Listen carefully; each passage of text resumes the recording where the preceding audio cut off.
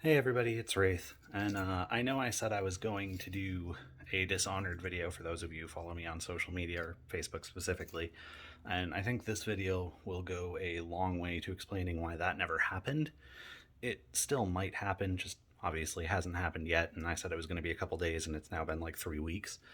But this topic is going to be a little bit more difficult. It's one I've debated doing in a while, thought probably shouldn't, and then decided I think I need to. So I might have spoken on this a bit in the past. I don't remember. It's been a while. But obviously, with age comes new experiences. So even if I did talk on it, I'm going to have new things to say about it now. Um, so, probably about 9 years ago now, I was diagnosed with something called borderline personality disorder. And initially, they thought it was a form of bipolar, but it wasn't. I'll get into the difference or why they said it wasn't bipolar in a bit, I guess. But essentially, I had some serious depression issues, and the girl I was seeing at the time didn't help with that at all because she also had similar issues, and we kind of fed into each other, which was not helpful. And from her, I'd known of self harm, but I'd never done it before. And then in our relationship, I began to do that. And once you start doing that sort of thing, it's not something you ever really escape from. Like, I don't do it very much anymore. I can't say I don't do it at all because it has happened, but I think about it all the time. And thankfully, it's something I've gotten better at. And a lot of this is something that's gotten better over time, but it's something that never really goes away. And the reason I ended up getting diagnosed is from that. So I had self harmed and I took myself to the hospital, or I took myself to the urgent care actually, because I injured myself more than I meant to. And then they sent me to the hospital from there. And that's how my parents figured it out about it. Um, so I was in the hospital for a little less than a day at that point, and it just sort of got worse from there. So I started seeing a psychiatrist, and it was the psychiatrist who said I had a form of bipolar. And again, things just sort of progressed. I continued to self harm, and I ended up asking my mom to take me to the hospital. It was more of a, I don't know if it was a hospital per se, it was a wellness center of sorts.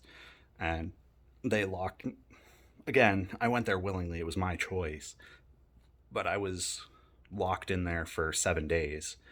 And they were the ones who had me take a little test and said that my depressed moods are too constant and too lengthy of a time to be bipolar. So that was when I got re-diagnosed as borderline personality.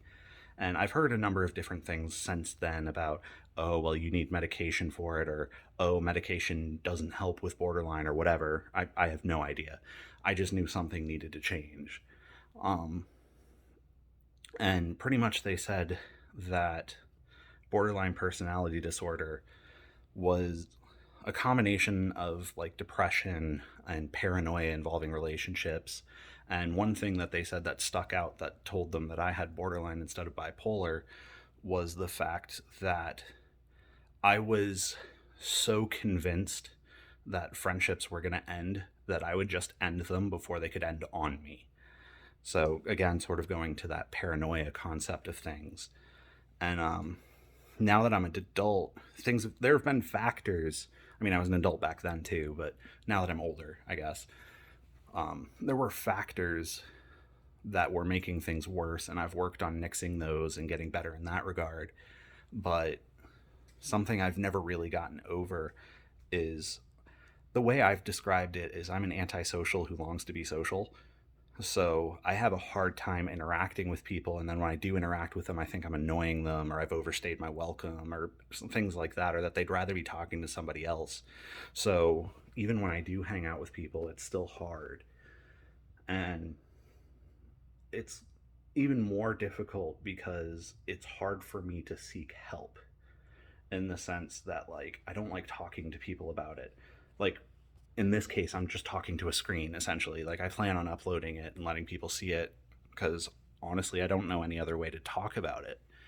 because I'm convinced that they either don't want to hear it, or they're going to get sick of hearing it, or even, and this has happened in some cases where I'll talk to somebody about it and they'll just abandon me. Like they'll decide I'm too depressing and they don't want to be around me, that sort of thing.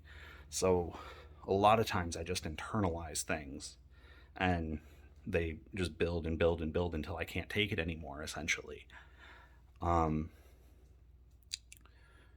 so I don't know. I wanted to make this video just to sort of, because I've wanted to talk about it for a while, but I haven't felt comfortable talking with people about it. So again, I'm talking to a phone, and if people watch it, so be it. If they don't, again, so be it. At least it's me getting it out there. I honestly, the part of the video that I'm iffy about making is there's I think the best way to explain this is I signed up for Get Help at one point, and or BetterHelp, I don't know, whatever the name of that app is, and it asked a series of questions about your condition, why you wanted a therapist, etc. And when I had finished answering it, it told me they couldn't help me. I needed to call 911. I wasn't going to do that. I knew I wasn't in a state where it was bad enough that that was the step I had to take, but I also know why the app said that. So the app asked a couple of questions like, have you ever thought about killing yourself? Have you ever wanted death, or things like that? And unfortunately, I had to answer yes to those, because I have thought about killing myself. I honestly think about it way more than I will ever admit. And like even at work, sometimes I'll make jokes about it, but they're not as joking as I wish they were. Like again, I'm never going to act on it. I know that for a fact, and I've made steps to make sure I couldn't, even if I wanted to.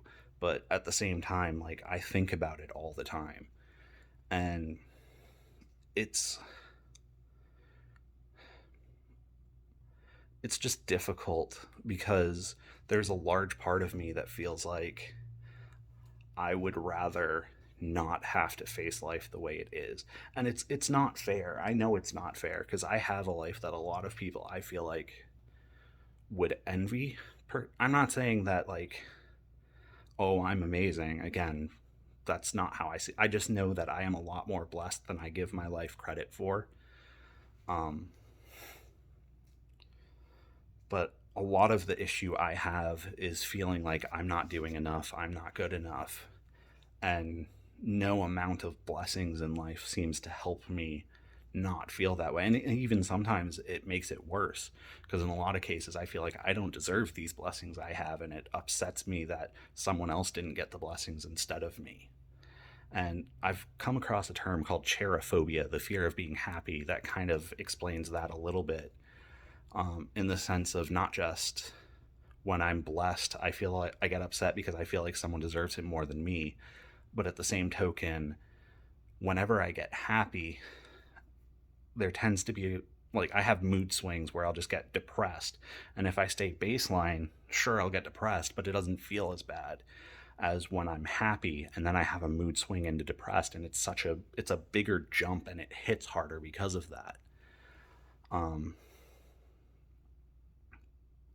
So it's just been, and that's the reason I say that can sort of explain the whole Dishonored thing, is one of the reasons I have issues doing Let's Plays is because in the back of my brain, I'm telling myself, no one's going to watch this, no one's going to be interested in it, they're going to be bored by it.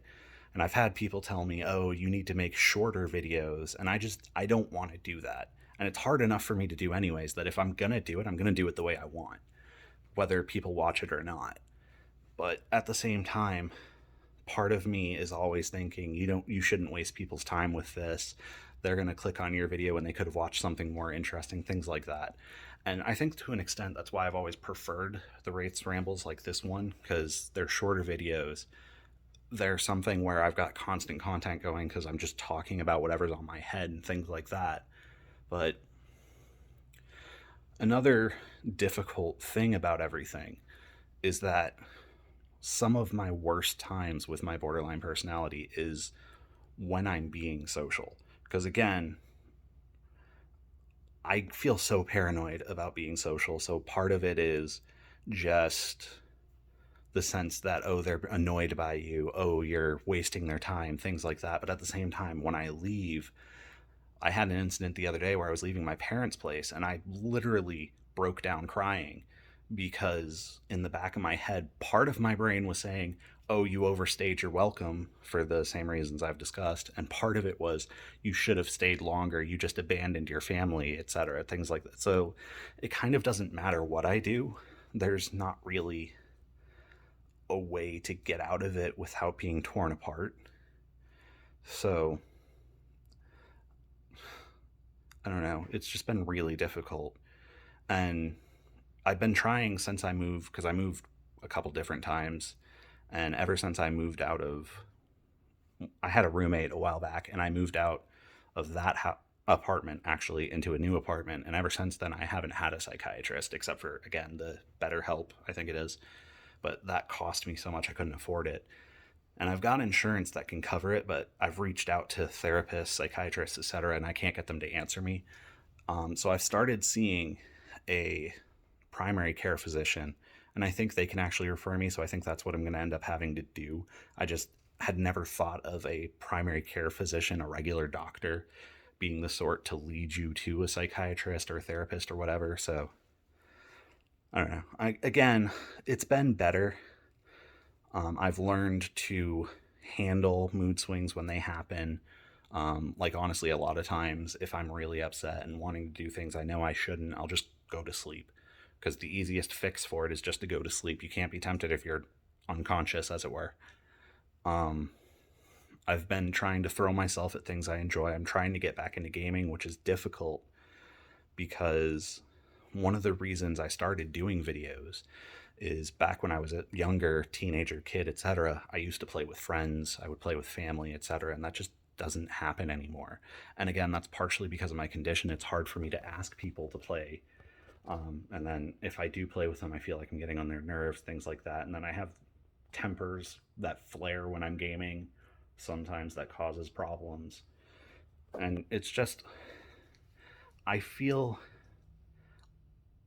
I want to say unsafe is the right word when I'm interacting with people, not because I feel like they're going to do something to me, but I feel like I'm going to lose my temper or do something to adversely affect those people I'm with, even if there's no chance that would ever happen. But I have had my temper flare in cases where that's caused problems. So again, I don't want this video to be too terribly long. It's just a lot of things I feel like I have wanted to say for a while but didn't know how, or was afraid to put out there, or was afraid of the backlash that it might get, or things like that. So I think I'm going to go ahead and call this one here. I hope that somehow this helps people. I will say that one thing that has helped me is just being cognizant of how I'm feeling and trying to stop and think about how irrational some of those thoughts are. Because a lot of the times when I'm upset, it's for no reason. There's no rational thought to why I'm upset.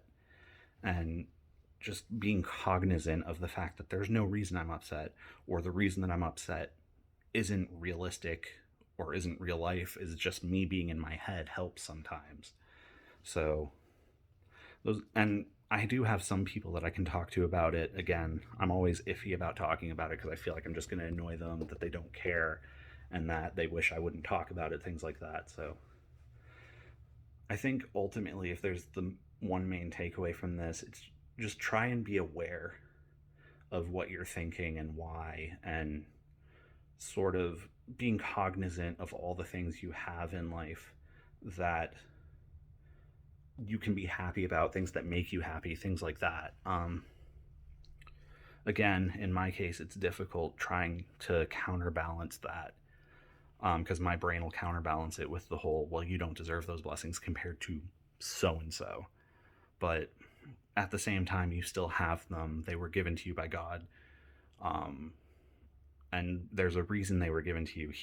I don't see, and from biblical standpoint, it's kind of complicated because it's not that we even deserve it as humanity, not even as individuals, but just as a race. But at the same time, it wasn't your decision to give it to you in the first place, for the most part. So I don't know. It's kind of difficult to think of ways to feel better, which is one of the reasons I want to start seeing therapists again about it, just at least to vent kind of like I'm doing here, if nothing else. So I don't know. Before I get too far into it, I think I am going to, like I said, call it there. If you did take the time to watch this video, I appreciate it. I again hope you got something out of it. Hope that it helps in some way. Maybe you can relate, and some of the things I said will help you find ways to feel better, get better control of your emotional state, things like that. If you like the video, I guess, I don't know, I feel weird asking for a like on a video like this, but you can feel free if you want. If you want to be kept up to date with when I release new content, go ahead and subscribe. I think I'm going to try and jump more into the Wraith Rambles because they're more centered to who I am, I think. I love gaming. I love doing the Let's Plays for the most part, but I feel like this is really where I thrive, just speaking what's on my mind, things like that. They just feel more,